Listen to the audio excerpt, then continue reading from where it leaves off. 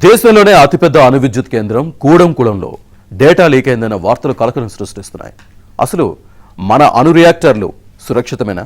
ఫ్రాన్స్లో ఇటీవలే న్యూక్లియర్ రియాక్టర్లు ఎందుకు మూసేశారు? ఆ విద్యుత్ కేంద్రంలో ఏమైనా జరిగితే ఎంత నష్టం వాటిల్లుతుంది?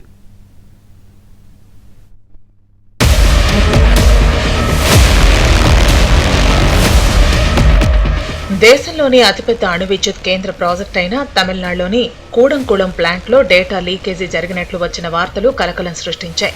ఈ వ్యవహారంపై nuclear power corporation of India limited స్పందించింది. బ్యాలెన్స్ ఆఫ్ ప్లాంట్కు చెందిన ఫైళ్లు లీక్ అయ్యాయని తెలిపింది. అణు భద్రత వ్యవస్థలకు సంబంధించిన వివరాలకు ఎలాంటి ముప్పు వాటిల్లలేదని వెల్లడించింది.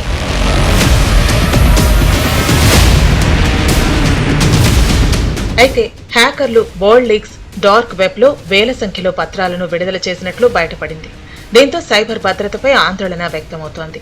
లీక్ అయిన వాటిలో ఇంజనీరింగ్ డాక్యుమెంట్లు, కొన్ని డిజైన్లు, సరఫరాదారుల వివరాలు, తనిఖీ నివేదికలు, పరికరాల సమాచారానికి సంబంధించిన పత్రాలు ఉన్నట్లు నివేదికలు పేర్కొన్నాయి. ఈ డేటా అంతా నేరుగా కూడంకుళం అణు కేంద్రం నుంచి దొంగిలించిందా లేదంటే దాని కాంట్రాక్టర్ నుంచి బయటకు వచ్చిందా అనే దానిపై దర్యాప్తు జరుగుతోంది.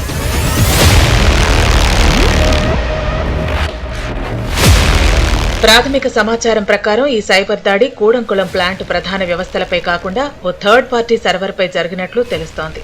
కూడంకుళం యూనిట్లు 3, 4 నిర్మాణ పనుల్లో భాగస్వామిగా ఉన్న రిలయన్స్ గ్రూప్ సంస్థకు చెందిన డేటా ఓ third party data centre service provider Yotta data services సర్వర్లో ఉన్నట్లు సమాచారం.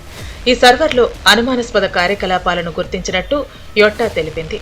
ఇటు రిలయన్స్ ఇన్ఫ్రాస్ట్రక్చర్ కూడా తమ డేటాలో పాక్షిక ఉల్లంఘన జరిగినట్లు అంగీకరించి ప్రభుత్వానికి సమాచారం ఇచ్చినట్లు వెల్లడించింది.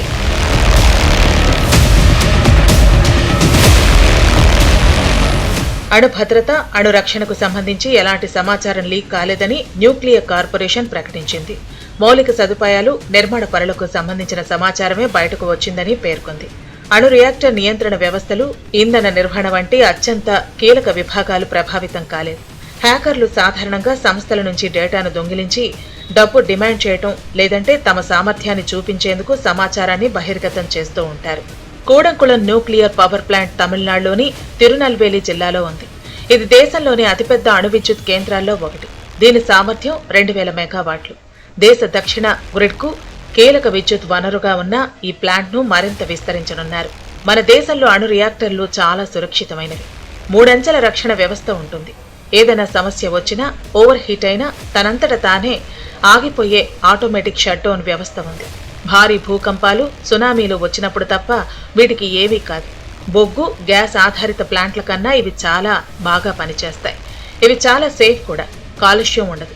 నిరంతరంగా విద్యుత్ వస్తుంది. మన దేశంలో 24 న్యూక్లియర్ పవర్ ప్లాంట్స్ ఉన్నాయి. మనం ఉపయోగిస్తున్న మొత్తం విద్యుత్లో 3% మాత్రమే అణు విద్యుత్. ఇది మరింతగా పెరగాల్సి ఉంది.